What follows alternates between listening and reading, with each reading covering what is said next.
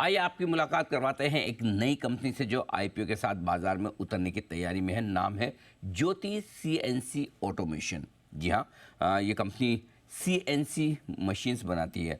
अगर आपने नाम ना सुना हो तो बता दूं, कंप्यूटर न्यूमेरिकल कंट्रोल एग्जैक्टली क्या होता है थोड़ी विस्तार से भी थोड़ी देर में हम समझेंगे। और इनके जो प्रोडक्ट्स हैं वो aerospace, defence, auto component, general engineering, इस तरह की कंपनियों में इनके प्रोडक्ट्स काम में आते हैं। और साथ ही मार्केट शेयर के लिहाज से ये इस स्पेस में इंडिया की तीसरी सबसे बड़ी कंपनी है। वित्त वर्ष 2023 के जो आंकड़े हमारे पास में है और पूरी दुनिया के लिहाज से देखें तो लगभग 12वीं बड़ी कंपनी है ये मार्केट शेयर के लिहाज से पूरे दुनिया भर में।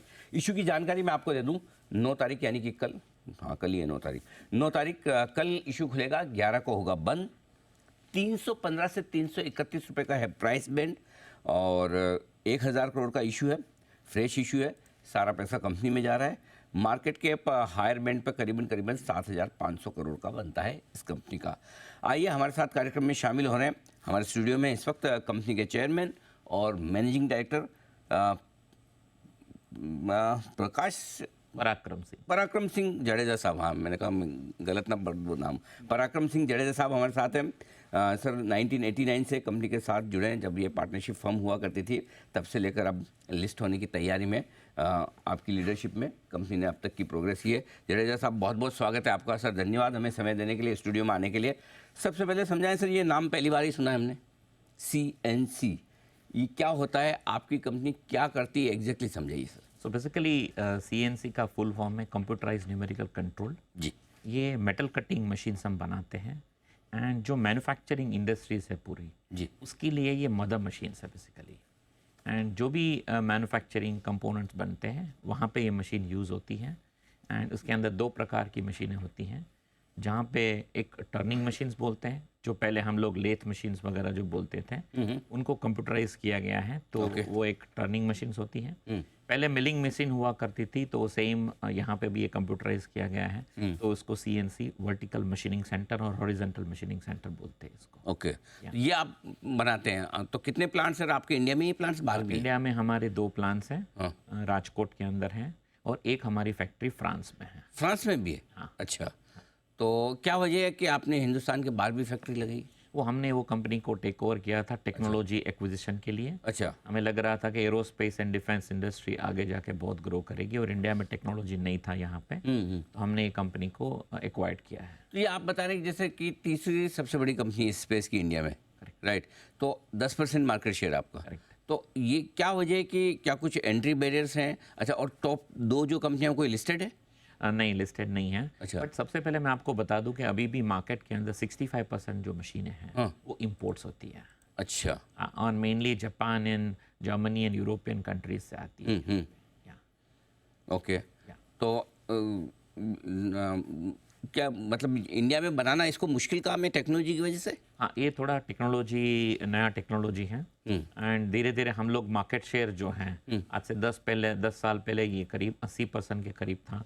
अब जाके 65 हमने मार्केट शेयर जो उसका इंपोर्ट था वो कम करवा के 65 हुआ है। एंड धीरे धीरे हम लोग ये प्रोडक्ट जो है नई प्रोडक्ट बना रहे हैं और मार्केट शेयर को कैप्चर कर रहे हैं यहाँ पे। ओके। अब ये बताएं सर कि 1000 करोड़ रुपए जो आ रहे हैं आपके पास इशू के जरिए, इसका कहाँ इस्तेमाल होने वाला है?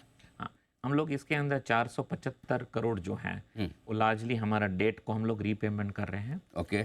360 करोड़ जो है वो हम लोग हमारी लॉन्ग टर्म वर्किंग कैपिटल के लिए यूज़ कर रहे हैं और बाकी का जो है वो हम लोग रिजर्व रख रहे हैं। राइट नाउ हमारे लिए एक नया मैन्युफैक्चरिंग जोन ओपन हुआ है इलेक्ट्रॉनिक मैन्युफैक्चरिंग के लिए, तो उनके ग्रोथ के लिए वहाँ पे हम यूज़ करेंगे। ओके। तो अभी ये जो 400 करोड़ रुपए आप बता रहे हैं कि आप इससे कर्ज कम करने वाले हैं, राइट, तो अभी कितना कर्ज है कंपनी पर और कब तक आप क्या मतलब डेट ये रखना चाहते हैं या डेट फ्री होने का इरादा रखते हैं? नहीं, अभी जो है इसके बाद हमारा डेट इक्विटी जो रेशियो है वो 0.25 बनेगा और आगे जाके हमारी 2 साल में ऐसी प्लानिंग है कि हम लोग कंप्लीटली कंपनी को डेट फ्री करेंगे। अच्छा, तो कोई कैपेक्स भी करने वाले, कोई एक्सपांशन करने वाले हैं या वो अभी नहीं है? सो कैपेक्स जो है हमने जो बताया कि जो रिजर्व है यहाँ पे, तो अभी काफ़ी ये जो हमारे जो सम कस्टमर जो यहाँ पे मोबाइल मैन्युफैक्चरिंग के लिए जो आ रहे हैं यहाँ पे, तो उनके साथ हमारी सब बातचीतें वगैरह चल रही है। जैसे ही वो आगे हो जाएगा तो हम लोग इसके लिए कैपेक्स करेंगे आगे जाके। परफेक्ट। तो ओके, लेकिन अभी ऐसा कोई फर्म प्लान नहीं कि कितना पैसा आप कैपेक्स में डालने वाले हैं? नहीं, अभी राइट नाउ नहीं है। अच्छा, ठीक बात है। ओके, अब ये बताइए कि जो मैं डेटा देख रहा हूँ आपके पिछले 3 साल से आपकी कंपनी ने अभी तक मुनाफा बनाया नहीं। नेट प्रॉफिट लेवल पे जो मुझे दिख रहा है वो वित्त वर्ष 2021 में 70 करोड़ का नुकसान था, 22 में 48 करोड़ का नुकसान था, और 2023 में आपने 15 करोड़ का नुकसान किया है। क्या वजह है लगातार profit है। लॉस? जी, 15 करोड़ का प्रॉफिट है वो। प्रॉफिट है? अच्छा, ओके, मेरे पास 2023 का एडजस्टेड प्रॉफिट -15 करोड़ लिखा हुआ है, एडजस्टेड प्रॉफिट। कुछ एक्सेप्शनल लॉस आपका 30 करोड़ है, उसके बाद 15 करोड़ लॉस है। अगर उसको हटाएं तो 15 करोड़ प्रॉफिट, नहीं तो 15 करोड़ करें। तो क्या वजह 3 साल से अभी तक आपकी कंपनी प्रॉफिटेबल नहीं है? तो बेसिकली कोविड टाइम के अंदर हमारी जो मेन जो कस्टमर्स है एरोस्पेस इंडस्ट्रीज है, वो दिक्कत में थी, और उसके बाद उनसे बाहर निकल के आज के दिन में हमारे पास काफ़ी रोबोस्ट ऑर्डर बुक हैं।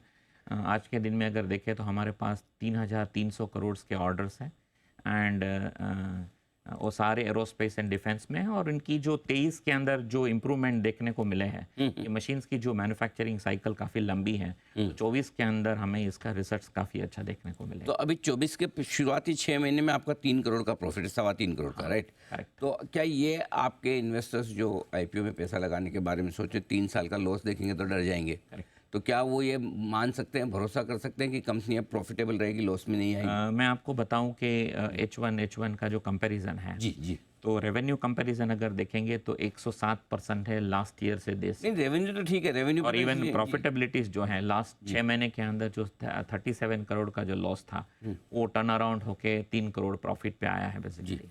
और ऑलमोस्ट अबिटा लेवल जो है वो अप होके 4 बेसिस पॉइंट पे। नहीं, वो डेटा है मेरे पास, लेकिन क्या आगे क्या?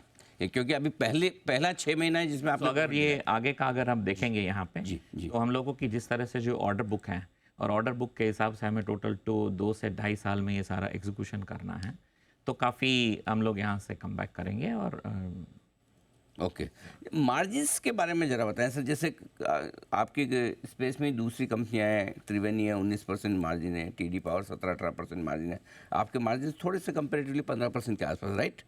तो क्या वजह है आपके मार्जिन कम है? क्या इसमें इम्प्रूवमेंट की गुंजाइश है? या बेसिकली हमारा जो आज के दिन में जो कैपेसिटी यूटिलाइजेशन है, और जो ऑर्डर बुक को हम जैसे एग्जीक्यूशन करेंगे, तो हमारा यहाँ पे ऑपरेशन लिवरेज आएगा यहाँ पे, और मार्जिन हमारे उन लोगों के कंपेरेबल्स में काफ़ी हो जाएंगे अच्छे यहाँ। ओके, तो मतलब बेहतर होने की गुंजाइश है यहाँ से भी? पूरी। परफेक्ट। अच्छा, अब एक चीज़ और है जो मैं आपसे जानना चाहता हूँ कि आपके दूसरे लिस्टेड पीयर्स हैं, उनके मुकाबले में आपका कैपेसिटी यूटिलाइजेशन कितना चल रहा है, ताकि ये अंदाज़ा लगे, क्योंकि आप कह रहे हैं कि अभी फ़िलहाल कोई कैपेक्स करने का इरादा नहीं, राइट? तो किस कैपेसिटी पे आप काम कर रहे हैं, और फिर फ्यूचर ग्रोथ कहाँ से आएगी? सो अभी अगर हमारी कैपेसिटी की बात करें तो हम लोग अभी H1 के अंदर करीब 50% की कैपेसिटी पे चल रहे हैं, और हमारा जो प्लान ऐसे बना हुआ है, जो ये फेज़ 1 है, वो फेज़ 1 के अंदर ये हम लोग बैलेंस कैपेक्स करेंगे, तो काफ़ी हद तक हम उसको स्ट्रेच कर पा रहे हैं। एंड अगले 2 साल तक जो है हम लोग करीब 50% ग्रोथ पे चलेंगे, तब तक हम लोग उसको मेंटेन कर पाएंगे। ठीक बात है। तो अभी तो 2 साल तक के लिए आपके पास कैपेसिटी है, आराम से आप ग्रो कर सकते हैं। अच्छा सर, एक चीज़ बताइए, कितना आपका बिजनेस इंडिया में है, कितना इंडिया से बाहर आता है? एक्सपोर्ट कितना है और लोकल कितना है?